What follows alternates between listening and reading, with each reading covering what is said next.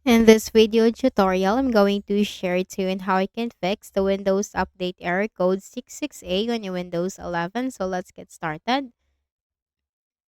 Click the Start button, go to Settings. From the list of options on the left pane, click on System. Scroll down and click on Troubleshoot. Click Other Troubleshooters.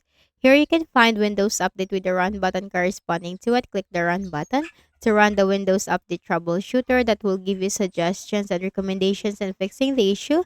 So simply follow the on-screen instructions.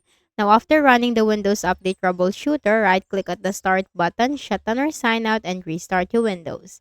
The next thing that we can do is to go to the Windows search bar and open any browser. So we have any of the browsers, simply open that. So I have a Firefox browser from here, and the link will be posted in the description section below. Just simply click on this select language and then click on the download button. Now I have already downloaded this.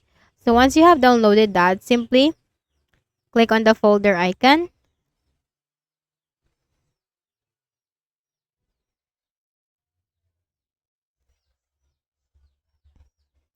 and then double click on that. Click yes. And here, simply check this box. I have read it, accept the license terms. Click next.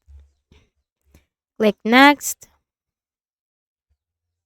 And click on finish. After doing so, right click at the start button, shut down or sign out, and restart your Windows. So I hope this video helped you. Kindly please do not forget to hit the like button and subscribe to this YouTube channel.